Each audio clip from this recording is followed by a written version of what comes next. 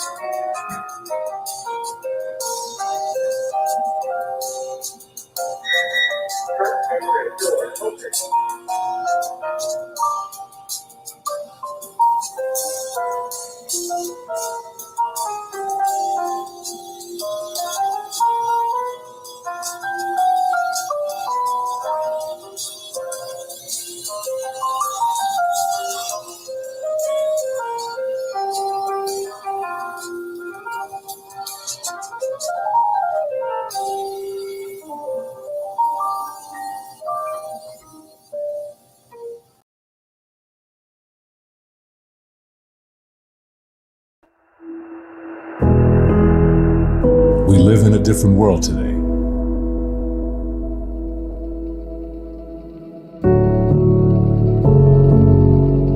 A different world than we had yesterday.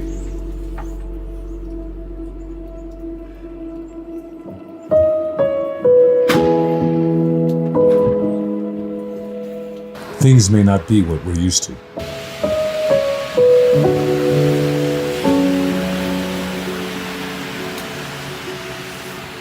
Or how we want them to be. Time for school? We don't know what the future will hold. Hi, welcome to class.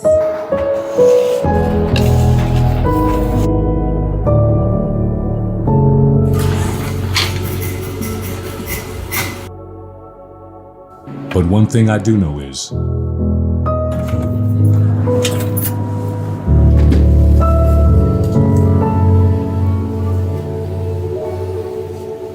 we will rebuild.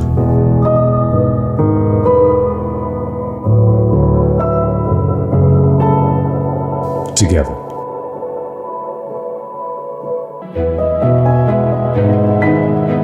If this past year teaches us anything, we can always do better. We can always do more.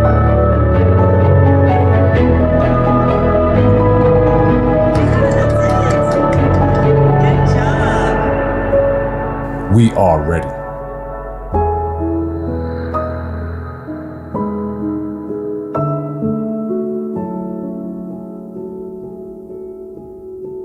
Anchorage forward.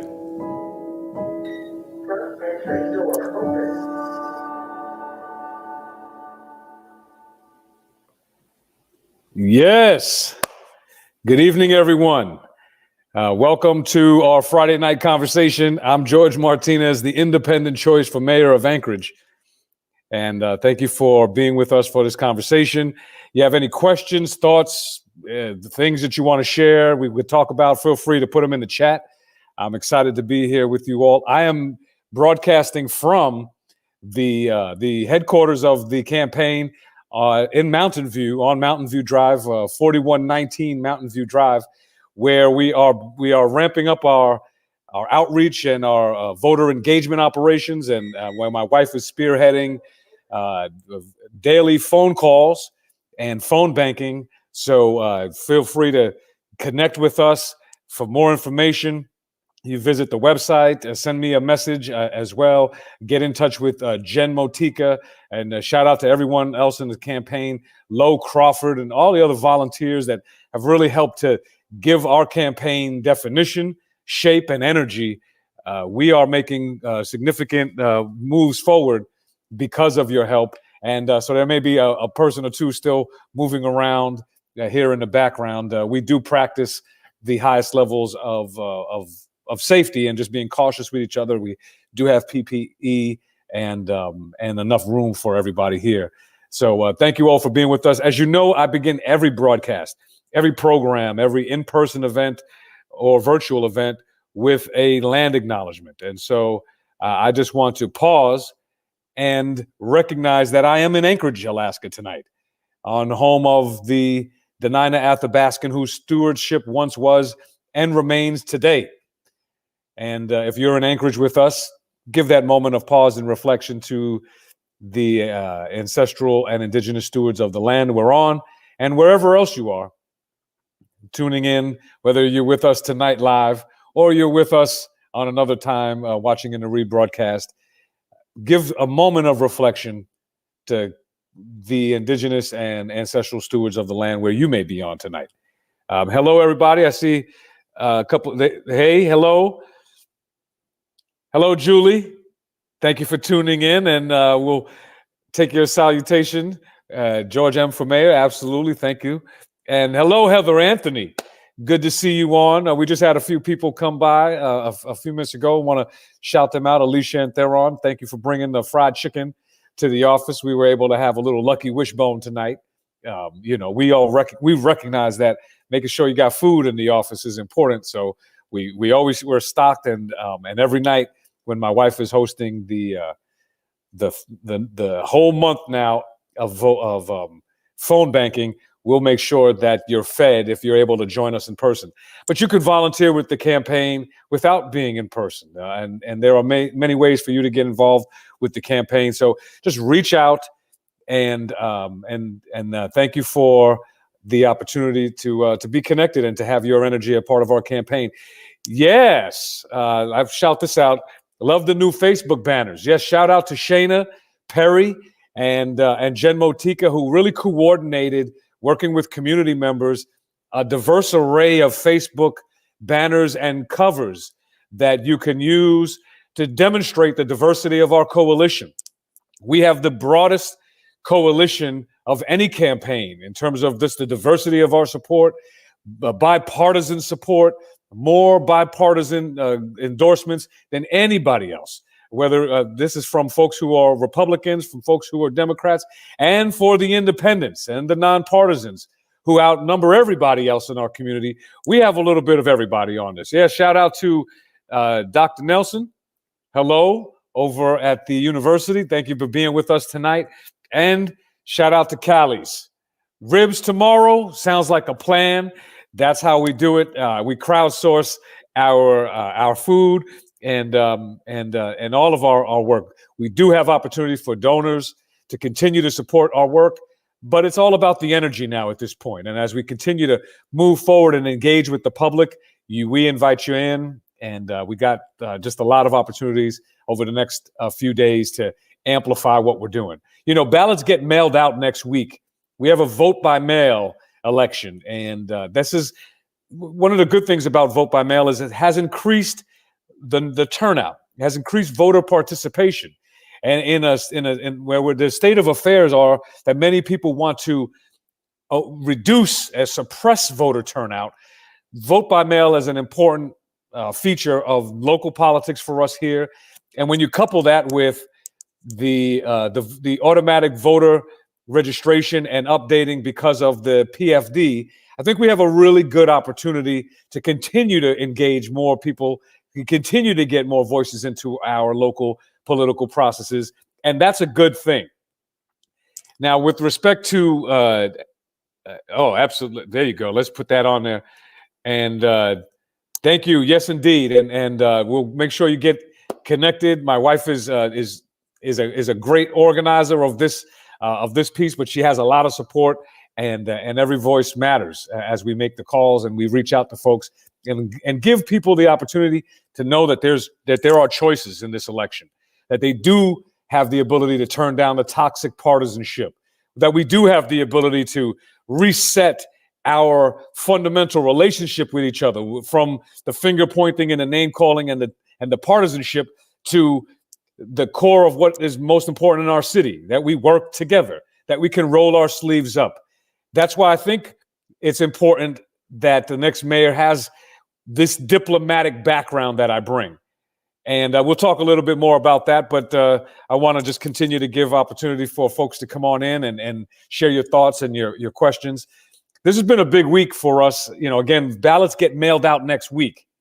On the 15th of March, ballots will get mailed out, and people will start voting from the 16th all the way through Election Day on April 6th.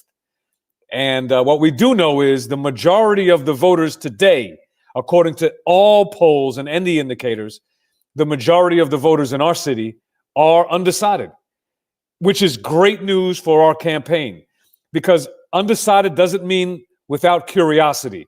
And every day I present at a candidate forum. Every day our volunteers are reaching out to new people. Every single day we put a new sign up, a sign of progress out in the community, and someone calls and someone connects to the campaign. Is a day that we are connecting with undecided voters and giving them the opportunity to see the choice, to see that there is an independent choice, an independent alternative. And that's what our campaign is bringing and representing. And that's great news for us. We have our work cut out for us, but I believe that our message, that our campaign, and that the sheer number of people who have not decided yet, but who know what they want to see for their city. They're undecided about who they're voting for, but most of those people haven't heard of me yet. And so we're introducing my candidacy and my campaign, but it's all around the values, because they may not know who they're voting for yet. And just introducing a new candidate is not enough. It's introducing the values of my campaign, because those voters, whether they're undecided or not, they know what's important for the city. They may not have a choice yet, and we'll introduce our campaign, but they know what's important for the city. They are tired of the toxic partisanship. They're tired of party politics, the politics of as usual. There are folks who are tired of feeling like they haven't been responded to, left out of the conversation, feel like local political leaders don't return those phone calls, are not looking to invite the public into finding solutions. I hear you. And our campaign is reaching out to them, to those people as well. But there are people who are just tired of meandering of the city, who recognize that the big questions for the city: what is next for our economy? What's next for our public infrastructure? What's next for accessibility? What's next for affordable housing with enough units to make sure that our seniors and senior-friendly housing could stay in our city, giving us that opportunity for an intergenerational community. Intergenerational cities are strong cities. It gives us the ability to stand on the shoulders of those who came before us, honoring our commitment to them while we're bringing up the next generation behind us. These are the choices that are before us right now in our race. These are the opportunity. This is the opportunity for us to move our city forward. And I declared to run for mayor before the pandemic. So I want to be clear about that. The challenges that our city faces predate the pandemic. Whether there are equity gaps in education and in health, whether we're talking about accessibility across our community we mentioned seniors, but what about our disabled and other folks who are differently able-bodied? We have a lot of challenges in our community that we could move forward on, but the only way to do that is to bring people together. Now, clearly, the pandemic has highlighted some of the gaps. I just mentioned equity in health and in education. The equity gaps have become real self-evident now. As kids weren't connected to schools and as remote learning went on, not every family had the same resources. In fact, people who will deny that there are equity challenges in our city will recognize that there are equity challenges in our city because not every family has the same resources. Let's get over the language deficiencies. Let's not get stuck on the language. Let's get focused on the outcomes, making sure that every person in our community and that every child has the ability to be healthy and successful. This means that the equity gaps of the past, this means that the equity gaps for children of color, for Alaska Native youth, for not only achievement gaps, but also the rate of suspension, the rate of the amount of support that goes into making sure that our children don't get left behind or fall through the cracks. This is that work that we now understand and we can communicate to the city is fundamental to who we are. These are not special or special interest claims. These are fundamental to being able to give us and our city the ability to get back to work, parents the ability to get back to their businesses and back to employment, and give our children the ability to be healthy and successful. We're going to be able to confront these equity challenges in new ways, but it's about knowing where they are beforehand so that we can be responsive and not reactive. I also want to really focus on, this last week, several forums that came out that I had a chance to participate in. And economic development is critical to our city. There are a lot of folks who believe that economic development is something that is really only focused on a sector or two. And my disposition is that when we step back and we recognize that inclusive economic development, bringing in the talent of our city in a variety of ways, opening the door for new businesses to exist in our city, to stay in our city, to do business in our city without being regulated out of our city. That's important. There are people who are starting up, who want to break ground in our city. We want to make sure that their permitting processes are streamlined so they can get to green light, shovel ready sooner and faster. We also want to make sure that as we're building our city up, we look at the infrastructure that's necessary for our community. Oh, well, let me give a pause. It's my wife in the background. Hey, Clara. Come on, sneak by. Come on. Clara's doing work in the background, and we often see her at the galas and the balls. But this is the work mode, Clara. You want to check in and say hello to everybody? I can hear you. Hello, folk. And where can we pick up your banners to hang them at different businesses? We're tired of double standards. Yes, we are. At the campaign office, folks will be out here tomorrow? Yes. What time? Yes. Tomorrow afternoon, on Saturday, Sunday, 2 p.m., we have a campaign meeting. And every day during the week, we have somebody in the office where you could pick up signs, both for lawn signs, small signs on poles, or signs for windows. Yes. There's a lot of people don't have lawns, and a lot of our folks live in condos, HOAs, and even businesses. So if you have businesses, you have windows, we have window signs for you. And that's one of the new things that we're bringing in this campaign as well. I love you. See you later. Okay. Good night. All right. This is real. This is live. We just had people leaving the campaign earlier when I got here in the afternoon. We had about 5 folk who were strategizing. We also share space with a media producer, so we're recording our next media as well. And again, we just have a lot of room here. This is a room that's big enough for easily 50 people, and we're maintaining our ranks really small, making sure we have enough distancing, and we definitely have enough masks on hand for people that want to come into the office and participate. But you also could reach out, and not everybody can make it to the office. We will get assigned to you, and so just let us know. Feel free to hello, Clara. You got a shout out, Clara. Feel free to check in with us again. My phone number and my email address is on the website. Now I'll get it to who needs to get that message, but I will often return the phone calls myself, especially when people call and they don't believe that I'll return the phone call. And let me put a little note on that too.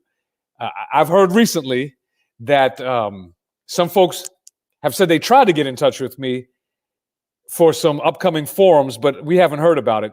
My cell number is on the website. If you call me, I'll return that phone call. That's a pledge for my administration to be accessible and connected. Yes, ma'am. Did you let folks know I'll be dropping off signs? That's what I'm saying. Clara, my wife, will be dropping off signs. So, but you could be a part of that team as well. She's helping to organize that. So we got a lot. We're all doing this work together. And thank you for thinking about the diversity. Absolutely, absolutely. what I would say is I recognize that in our own family's journey in this city, we went from being housing unstable, and coming into from the network of love and support from a community perspective, to renting an apartment, to renting a home, to leasing a home, to owning a home. And on that journey, we participated, but we didn't always have the same privilege that we have today to have a lawn where we could put a sign up and have a backyard. So we recognize that the diversity of people in our community have diversity of experiences, and we want to make sure this campaign is as inclusive as can be, given the diversity across our city. So, let me pause. We're going into politics. We're getting into policy. But Heather Anthony, you are correct. This is my birthday week. Yeah, my birthday was yesterday, everybody. And now we put it out how old I am. So if you saw that, then you'll know. But what I do know is I've been challenged on the course of this campaign a few times by people who don't believe I am as old as I am. Where people would say, wait a second, how could you possibly have 25 years of public-private sector experience? Did you start when you were 9? And which is very flattering, and I appreciate that. But yes, Heather Anthony, you are right. This is my birthday week. And someone asked me, well, did you have fun on your birthday? And I'm campaigning on my birthday. So yes, it's fun. I believe in the future of the city and what I could do as the mayor to bring people together. And and then it snowed a whole lot on my birthday. So we had a snow in day for my birthday as well. But yes, everybody, I am now officially 47 years old. And, at a certain point, we were just saying numbers, but I know statistically where I'm from, the background that I come from, where I grew up, and the odds are that I beat so many odds already. There was a certain point where a person from my background or where I'm from had a higher percentage and a higher likelihood of getting shot or getting incarcerated than becoming successful statistically. And successful being not only just to avoid those other two traps, but being able to achieve a certain quality of life that is transformative for the family. And that's powerful for me as I celebrate my 47th birthday just this week. And I looked into my son's face, he's 12 now, and recognize the gift that he has from the journey that I've been able to be a part of and experience on my own. And I understand the privileges that I've acquired and still are using those to open new doors for others behind me. And that's important as well. And so my birthday week is really aligned to service and giving back to community. And it's one of the main reasons why I am running for mayor, because I believe that where the challenges of the city are today, that I am the most qualified person with the diplomatic and executive background to help navigate our way forward. Well, thank you, Heather Anthony, for that. And absolutely. Any other questions or thoughts or comments, feel free to chime them in here. But I go back to what I was talking about a couple minutes ago, just in terms of the ideas. And the last thing I want to really just close in on is around public safety. I talked a little bit about education and making sure our being successful tonight. I talked a little bit about economic development and really making sure that we could put money in people's pockets by having strong job and employment opportunities and small business opportunities. We small business community. And let's just be real clear about that. I mean, my wife is even a small business owner. Shout out to all the small business owners. Jen Motika, who is my campaign coordinator, is a small business owner. I think I have there's so many people, it's hard to separate. And it's because a lot of folks who have jobs also have a side hustle, a side small business, a gig, part of the gig economy. And despite some candidates just figuring out that Zoom it gives the ability for people to work remotely. I've been a remote worker for over a decade, over 15 years, in fact, teaching online, working remotely, organizing what I would call through the cloud organizing, online organizing, but across different cities, states, and even countries. So I recognize that the ability for us to have this technological capacity now is a good thing for our city. It's a good thing for our businesses. But I come out of that world. So shout out to all the small business folks, the people who recognize that you weren't going to have the one job, retire with a gold watch and a pension, and hang it up. You recognized early on that things were changing. You're going to have multiple jobs and the ability to upskill. And that upskilling is important. So when I talk about building the educational pipeline from cradle to career and beyond, the upskilling is the beyond part, where because of the changing nature of our economy, we have displaced workers who are out of their jobs that they may have had for 10 years. And they're looking for new work, and they have to get upskilled with some training to get back into the new jobs of the workforce, because a lot of those jobs that they had, quite honestly, are changing in such a rapid way. They're not likely to come back with the same numbers. So it's about giving people the opportunity for lifelong learning. And our city could do that. We have every tool that we need to be able to create this pipeline from cradle to career and beyond. That cradle investment is important because that investment in early childhood, after school programming, pre-K, that's going to help us get back into full recovery mode by making sure that parents of the littles could go back to work full time. We already know that for most families, especially those who are economically challenged, affordable, high quality childcare is a barrier for full participation in the economy. We recognize that.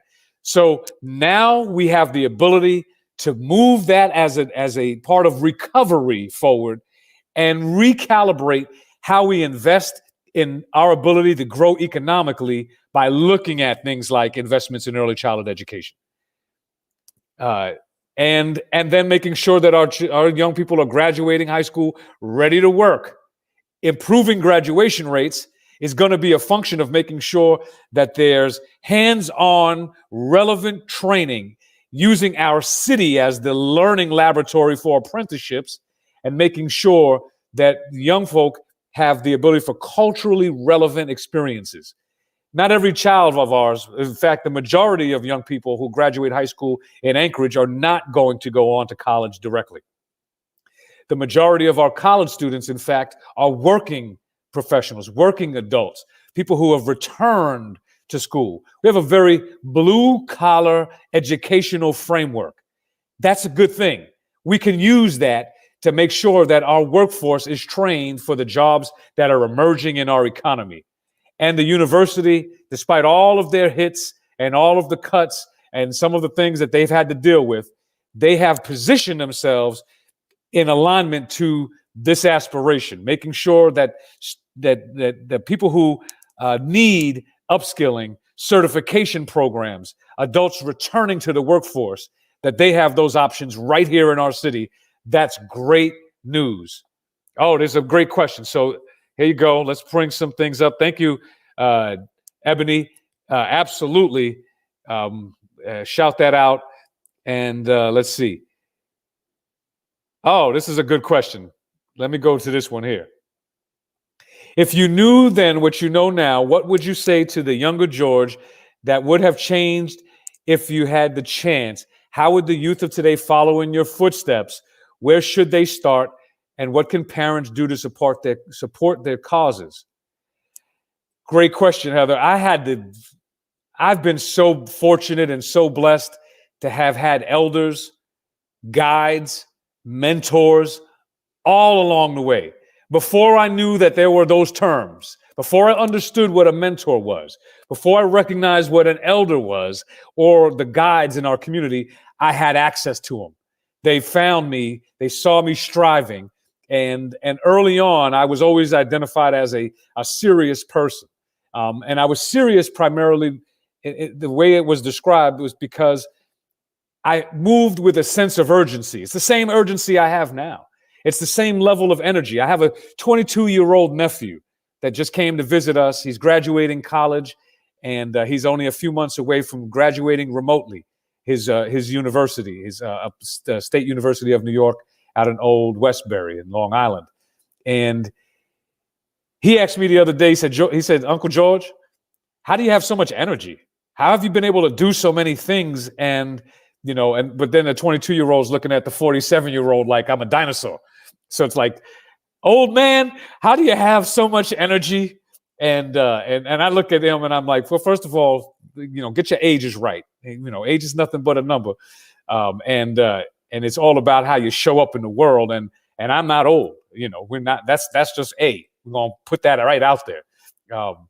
And secondly, it's because the energy that they see and he saw, I told him where it's from. And this goes back to what you just asked, Heather, is purpose.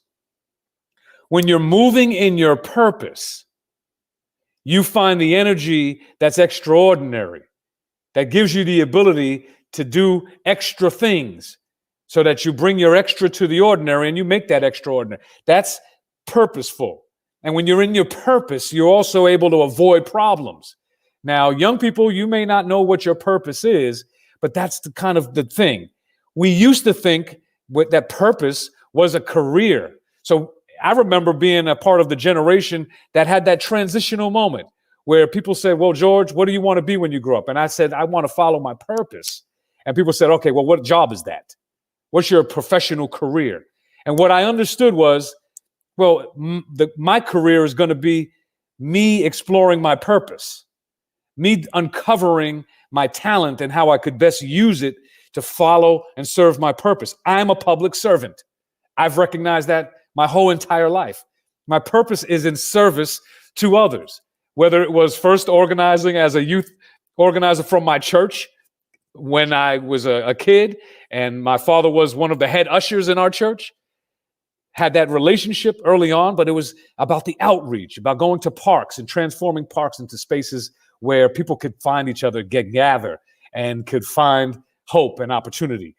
Taking that work into my professional career, I've been able to mobilize community in ways that produce outcomes that are available to us if we're creative, but they're not common if you're following cookie cutter formulas. And this was where that creativity comes in, to being able to do things, because my purpose wasn't to get stuck in bureaucracy. It's to make a difference. It's to understand how to create new opportunities from the existing landscape. Let's use it from a hip hop perspective. It's to find that remix, the ability to take lemons and turn them into lemonade.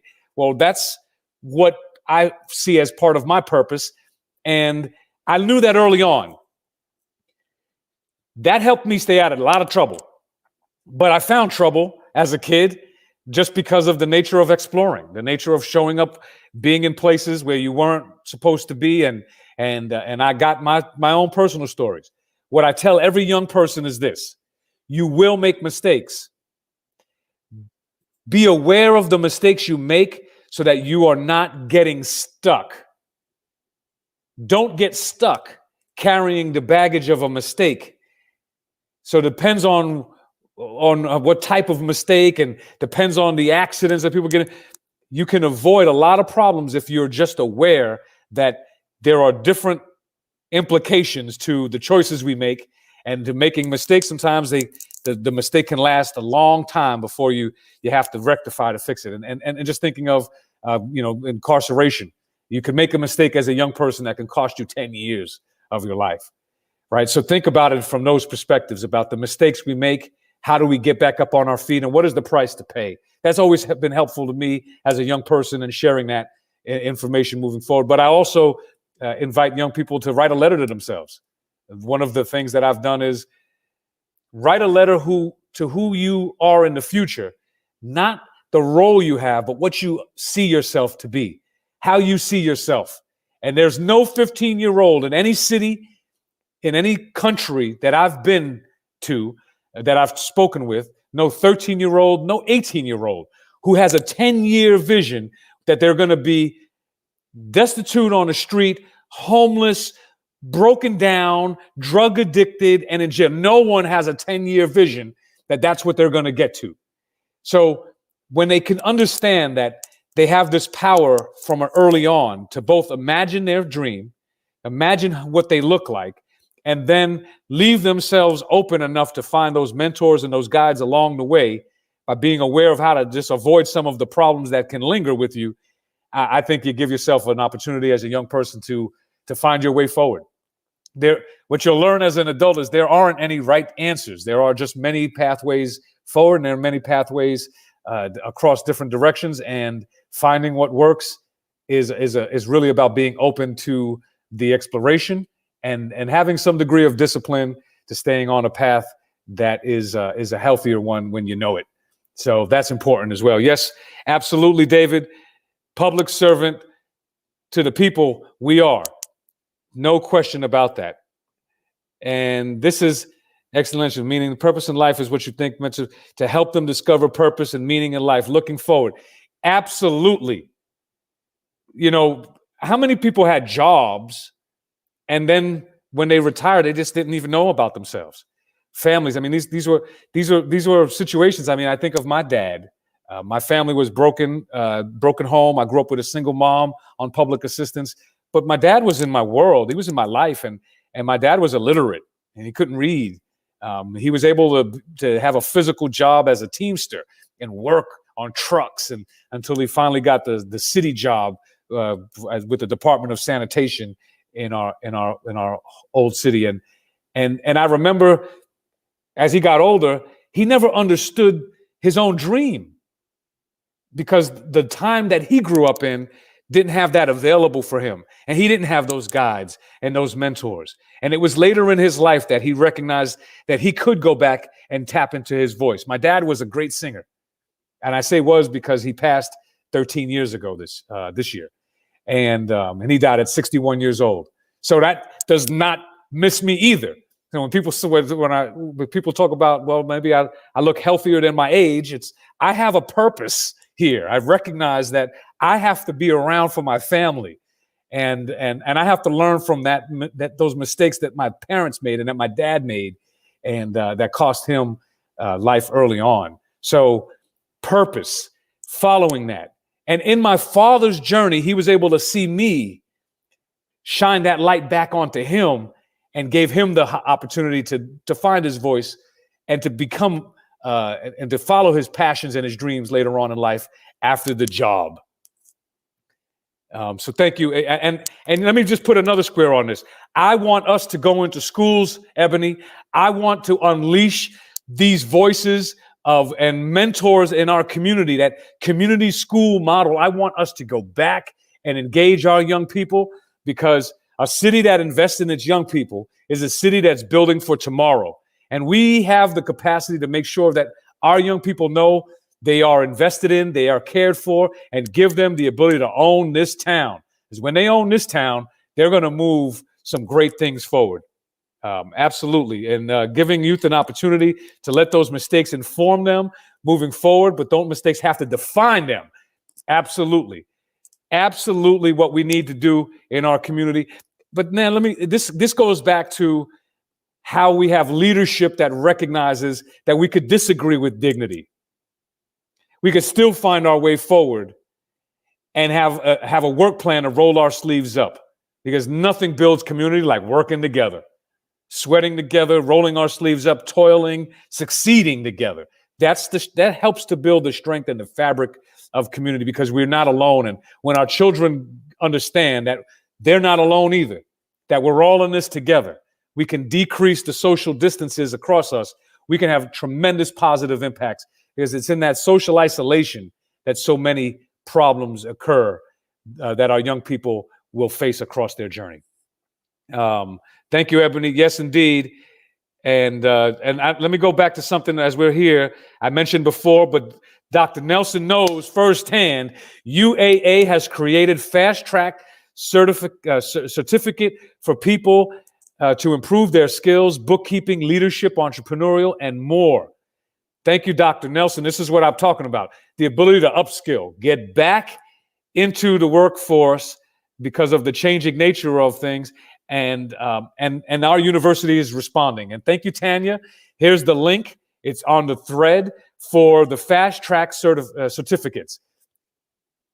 This is making lemonade out of lemons. The university had a raw deal for the last several years with respect to the state, the governor's investments, cuts, the threats, the loss of departments. Now, that wasn't the governor's fault. There's other issues that the university need to iron out, the governance problem. But yet, in the midst of all those things, the recognition of our need in the community to begin to strategically make those alignments so that our workforce could get the upskilling and get back into the workforce and with the certificate programs that we can have. This is a great thing. Thank you, university, and thank you. Yes, indeed, Terry Nelson is amazing, and a powerhouse. Let's just put that out there. And yes, indeed, mentors make a lifelong impression. And like I said, the mentors that I had early on, I had mentors before I knew that's what the term was called, and I could remember the time that I shared with those people across my journey and how influential they were. They may not even be here, but their lessons are. Exactly right, Dr. Nelson. Mentors make a lifelong impression. Ed Wesley, I saw you made a post here, and I want to go back to this because I did mention even my early organizing out of a faith-based community. And I see here, what role can the faith-based community play in your administration, and how will you reduce crime in our city without increasing taxes? Very good questions.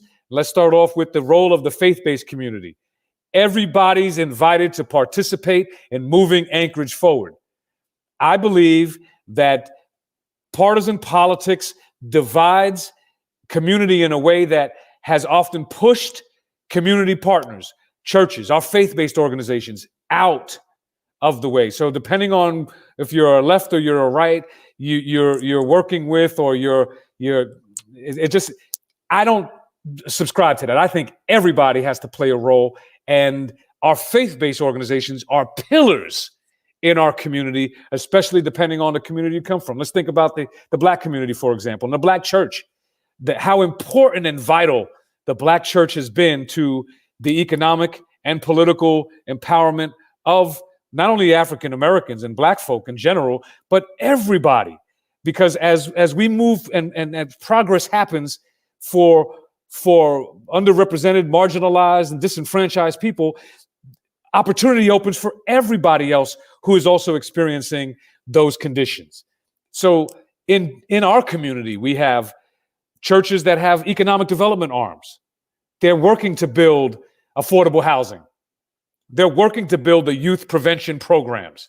Let's bring all of that together. Let's unleash the power of our entrepreneurial spirit and our civil society and our faith-based community. And the government's role can help to convene, bring people together, and unleash that energy for good in our community. That's where I think we can get to, and my administration will bring together all of our community leaders and our faith-based leaders to work on solving the problems together in our community. This is not government's role to have all the rules and control everything. It's government, in my mind, local government's role to be limited in how it brings people together, set the table, set the agenda, and unleash the power of our community so that we're all rolling our sleeves up for the betterment of our city. So that's critical and important. On the other part of your question, reducing crime without increasing taxes. Great question. When people say we can do these things, and here's some things we could do, they often think, well, that means raising taxes. And in my mind, I'm really good at making lemonade, and I'm really good at strategic alignment. And I come from a place where I understand how we're going to do more with nothing, if not less. So I believe that we can unleash the power of, again, civil society. Let's talk about community sports. Community sports in our city, youth sports. how important youth sports are to both youth development, but also crime prevention when we're talking about keeping young people safe and healthy and occupied. When we talk about investing in police, it's not going to be the investment in just hiring more police that's going to turn down the crime problems across our city, particularly with respect to property crimes, theft. What's going to be the difference is our community relationship. We're investing in law enforcement, but then we have to also invest in civil society and giving people the opportunity to work together. That doesn't cost more money. It, in fact, reduces our cost in the long run when we unleash the entrepreneurial and civil society spirit to get involved and work together, build public-private partnerships. In my mind, innovation, Mr. Wesley, innovation will help us achieve great things, grow our economy, create new ways to bring community together to reduce crime in our city, real reduction in crime, without raising taxes. We could just strategically organize, create a priority, and bring people together. This is work that I've done for the U.S. government. This is work that I've done internationally. This is work that I do here in Anchorage as a member of Anchorage Cops for Community and as a former special assistant to the mayor. Bringing these elements together of all our community is how we're going to reduce the pressure on law enforcement, reduce the overall burden of what it takes to keep our city healthy and clean and safe. We don't have to raise taxes to do these things. We just have to have a focus and a mayor that has the leadership ability and the vision to do this. Obviously, I do. I know we can make it happen. And I just want to pivot back on that youth sports. Youth sports is critical to health, to wellness. Community sports is critical, but this law enforcement component is really important because it's about prevention. And the more we can work to prevent and keep our young people into positive and productive spaces, the more likely we are to help them avoid some of those things that we mentioned early on that could be the mistakes that last and linger with repercussions. So I'm investing into that area. I think it's important for us to do that, to amplify community sports. And my pledge is, with the next round of relief money this summer, the municipality and the mayor and the Martinez administration, we would eliminate the municipal fees for all youth and community sports for this summer all the way through next summer. We'd have 2 years of a pause. This is going to help get people back into the rhythm of things. It's also going to help those families who had economic difficulties, but whose children love community sports and whose family, they know these sports are important to their character, to their health. We're going to help to remove those barriers, whether it's ice time in the municipal facility or it's Little League baseball or soccer on the field time. We're going to pick up the cost with some of that COVID relief money. It's a small amount, and we're going to do that as a benefit to the community. That's something that we could do, something that I will do. And I will also work to partner with the public-private partnerships so that other leagues and other programs that may not utilize municipal facilities, that we could still find a way to support youth and community sports in the broadest way as part of our recovery effort, as part of our rebounding effort. Let me fast forward down here. I think there was another question. Prevention is key. Absolutely. Prevention is key. You know what else is key? Making sure that people understand in our city that there will be no streets, no block neglected to the point that it invites all those criminal activities. I'll give an example.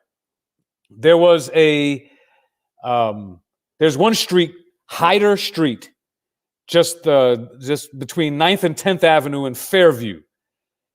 This was there's a private wall there, and it was a white wall that was constantly graffiti vandalized with gang signs and just nasty and rude vandalism. And I brought a strategy that I have already been implementing. So the good news about the Martinez administration is the things that I'm describing as plans, I have real world experience doing these things. So they're going to get done. But the other part of that is I'm the only candidate that's actually worked in the mayor's office, which is that combination space between understanding what the public policy is from the legislative branch, understanding what the levers are from the bureaucratic branch. But the mayor's office is about the people and understanding what the needs are and how to bring those needs through the bureaucracy, through the legislative process into real outcomes. That's the difference between what I bring and how we're going to roll these things forward. So when we talk about prevention initiatives with youth programs, this is important. And these are things that we can do. Let me go to this question here. Julie, what else could you do to spend? Well, first of all, stabilization. When I talk about this money for youth programs and community sports for the 2-year pause, if you will, on municipal fees, that's about recovery. That's about stabilization of families and about wellness. It's not a pet side project to siphon money. This is about supporting working families. So let me just be clear about that priority, because my priority with any relief money is to make sure that individuals, working families, small businesses get the stabilization support they need, get the technical assistance they need from the municipality to get all of the federal aid and resources that are out there available to them, and to make sure that from a city's perspective, we are doing everything we can to direct every dollar, every single dollar, to supporting our families, working families, individuals, small business owners. That's important, critical. That's what I believe we could do with some of with those resources. That potentially gives us the opportunity to, again, think about things like these early upfront investments in getting kids back into school, early childhood education. We know that when we want to reopen the economy, the school's first priority was making sure the littles could get back, because that's where the biggest need is for parents. We have over 40,000 young people under the age of 13, approximately, that need more supervision than their teen counterparts. This is part of that investment that we could be looking at with any CARES relief that supports our ability to support families. But my priorities come from the values that we will direct all of those resources to supporting families, to supporting individuals' ability to stabilize their situation, because the wave of uncertainty is big. The wave of potential displacement from housing displacement is impending. We may see a wave of folks who are displaced from their homes, but also owners who may face what they call the foreclosure tsunami that's coming. I think it's important that you stabilize that area. You work on making sure that relief goes to supporting the community and supporting the critical infrastructure of the municipality for the services that we must provide. And I think those are core things that we should be focused on, and then be responsive to the needs of the community, especially making sure that we are prioritizing the most vulnerable members of our community with resources to stabilize their families and with accessibility to medical, to vaccines, to the things that they as a family choose that they need. We need to make sure that we have widespread accessibility to move our city forward. So I think those are the priority areas with relief money, and anything else you want to do really shouldn't come off the back of that. If we're a city that's going to set priorities for other things we want to do, we should be able to make the case, bring it to the community, let people vote on those other projects and advance them forward. And I think that's about operating with transparency as well. Transparency is important, but my priority is the most vulnerable have to get taken care of. We have to make sure that the bottom doesn't fall out, and invest any resources that we can to help bring people to the place where they can move forward. And that's stabilizing the foundation for families. And that's why I like this sports idea. It's relatively low-hanging fruit. It's not a lot of money, but in the scheme of things, it'll make a tremendous impact. Yes, indeed. Thank you, fee reduction. Why not? I mean, we could do it. It's a small amount. And when we understand the importance of building community and in community sports as part of this fabric, that's why there's a priority. We have to operate. Our public policy should come from the values and our priorities, and that's going to help people find each other across partisan lines. That's going to help us turn down the partisan noise. It's going to help us remember that when a car's in the ditch, we just want to know if you got a shovel and a rope and can you help us get out. That's all that we want to know. And there are families hurting. We need to hear them first, prioritize them, and then build our city right back up. And I'm focused on that rebuilding with infrastructure. We're going to have the Biden administration is going to put some real money into infrastructure, and Anchorage is going to be ready. It has to be ready to use those infrastructure dollars to get people back to work, to start building our city up. But we have aging infrastructure that has been neglected for a while. We've had shifting responsibilities from the state money that have left us with underfunded and undermaintained parts of our infrastructure. This is going to help us not only stabilize our infrastructure from the existing challenges, but this resources that I expect to come from the federal government over the next 12 to 16 months are going to help us build for tomorrow.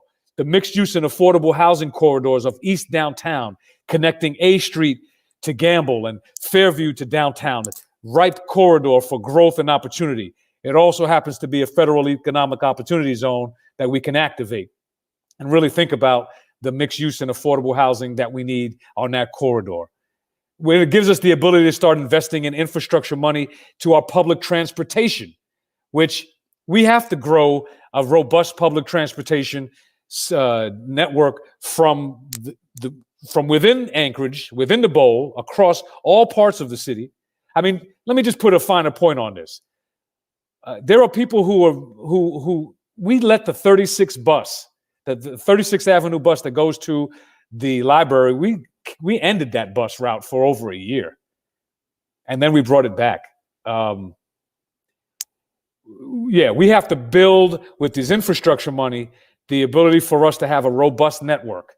That's going to help us drive new industries, but it's also going to make sure that the families and the individuals who depend on public transportation to get to work, that they have that accessibility.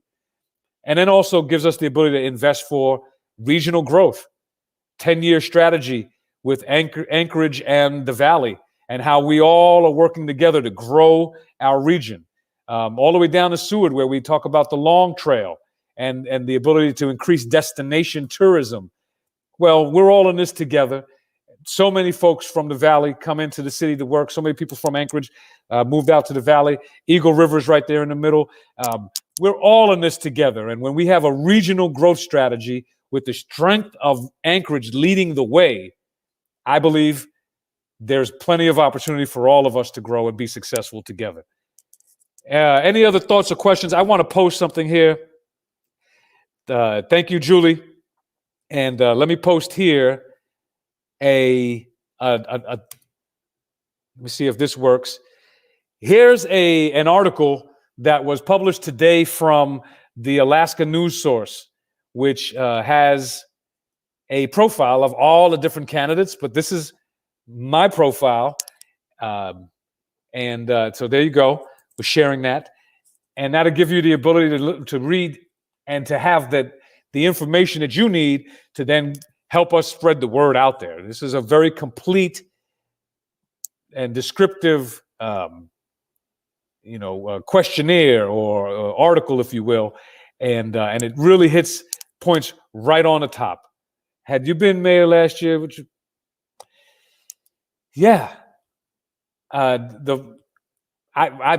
year I had the opportunity to speak with the mayor at the time and share my direct thoughts on what I thought we should be doing differently. My job when I did work in the mayor's, I wasn't in the mayor's office last year. I left in 2019 after 4 years, but my job was to give an honest assessment and keep it real.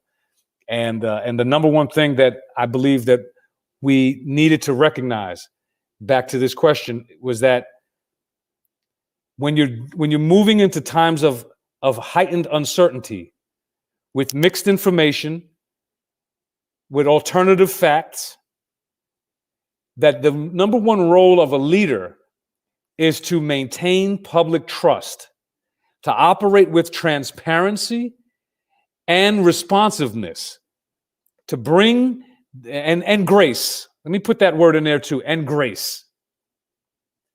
We early on had immediate differences between people who believed we were in a crisis and people who believed we were in a hoax. Just put it out there. And the reality is, in our city, all those things live, and they're all here together. They're all together. They operate together. So the leader's role is to not turn it up to the point where people are pointing fingers, but it's to provide the space where people could tone it down and find each other. Now, you're not going to have everybody find that. Not everybody's going to take the space for grace, learn to disagree with dignity. That's okay. That's just part of the reality of things. But the majority of people, in my mind, in our city, even if they weren't sure about what was going on and they had differences of beliefs about what was happening, they still want to be good neighbors. They still want to work for what's at least the right thing to do. But when we let the right thing to do become partisan, become political, become an us versus them feature, well, I think the results are self-evident. The assembly continues to get worse and worse. Now, there's clearly been people who have been ready to take alternative facts and run with them to the point where they're to get their own name out there, raise their own brand and their profile. But that only can exist when the other side is ready to play tit for tat, ready to fight fire with fire, if you will. We don't have time for that. The most vulnerable people in our community don't have time for the partisanship and the posturing. Again, not everyone will understand. Not everyone will agree. I have friends on all different camps.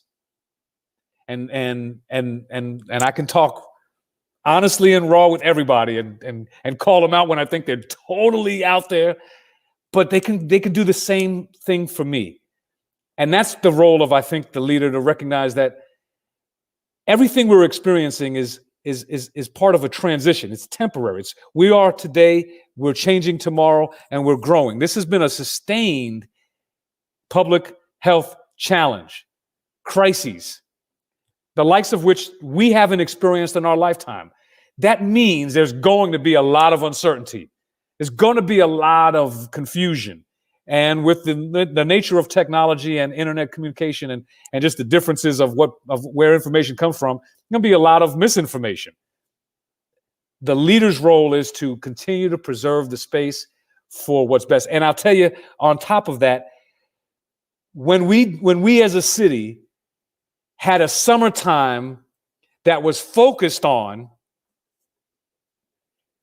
the appropriation of some of those CARES resources for the 4 properties that were part of the homeless plan, if you will, and treatment plan.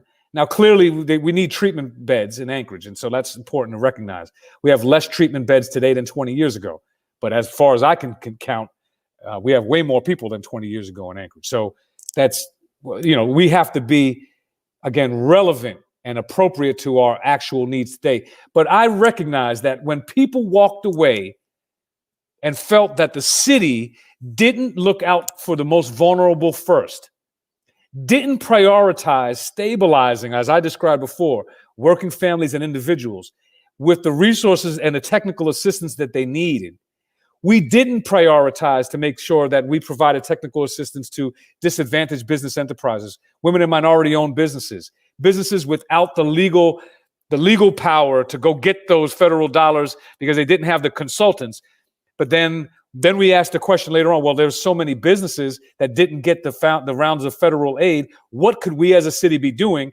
I wouldn't ask that question as an afterthought. I already know we have those gaps. I already understand those challenges, and I already understand how to mobilize the community together. So I would have been mobilizing to make sure that we address the most vulnerable earlier and sooner.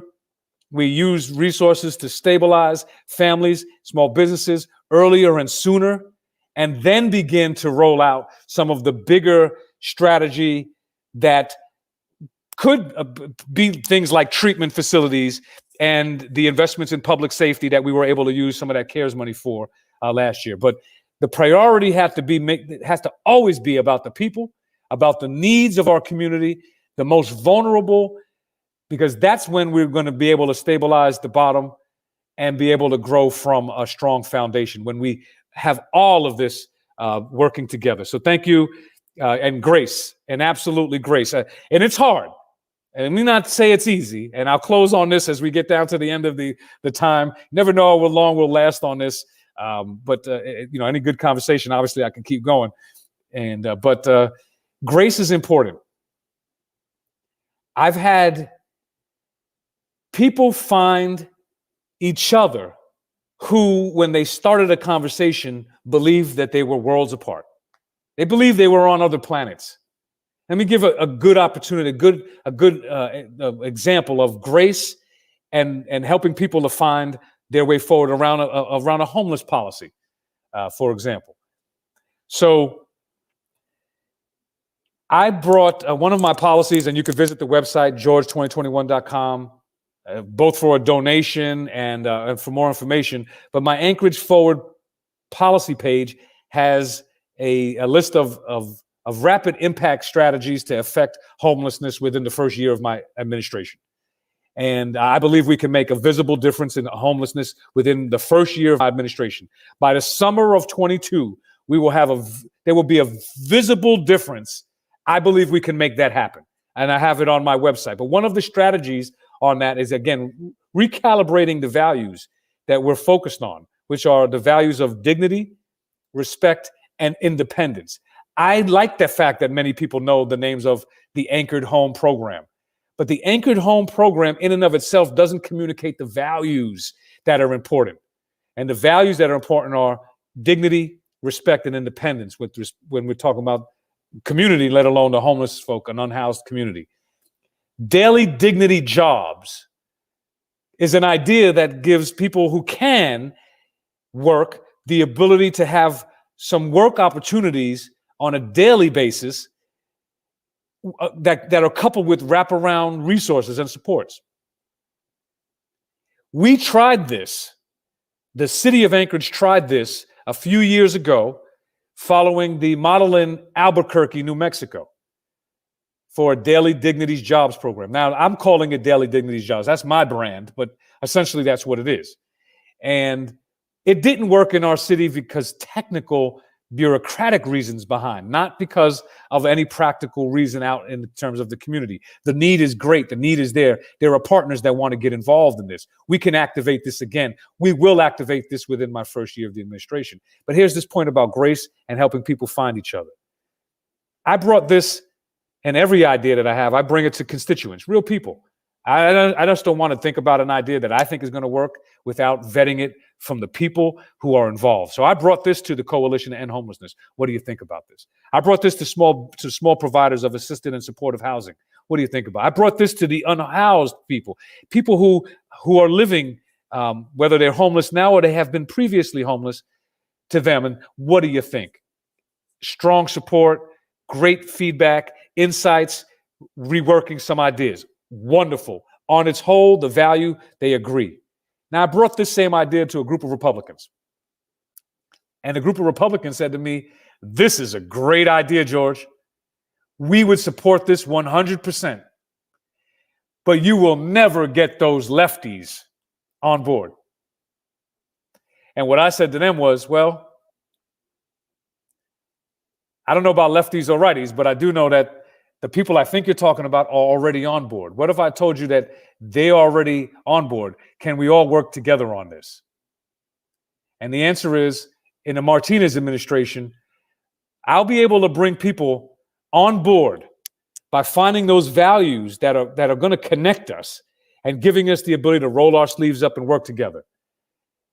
It's a little grace that is required so that I didn't just dismiss people who said, well, that'll never work, or I will never work with those other people. The leader's role is to hear that, take it, and then be strategic enough to get past that. It's to call people out by bringing people in, because when we bring people in, that's how our city will win. Everybody, thank you for the opportunity. I put it on great. Thank you, Julie, and then thank you, Dr. Nelson. Good information. I appreciate that. And for more information, is that link. You could have it's really all of the policy described in a really good questionnaire form. I'll really just post that on the page here. And also visit the website, george2021.com, everybody. This is another Friday night conversation. I'm literally in the headquarters. I'll be here every single day through the end of the election, coming in and out. But every single day there will be activity here. Your support is invited. And greatly appreciated. Your donations matter. They help us create the content to put it on the airwaves out there. But most importantly, I just want to let everybody know we do have the ability to move Anchorage forward by turning down the toxic partisanship and turning up the spirit of rolling our sleeves up and working together. I believe that is the most important thing that we need to do in the next administration. The next mayor must do that for us to then successfully have the recovery that we need. Because it's going to take all of us. For us to have the educational advancements and that we need, it's going to take all of us. We're going to have everybody working together, seeing the bigger picture and rolling our sleeves up to get there.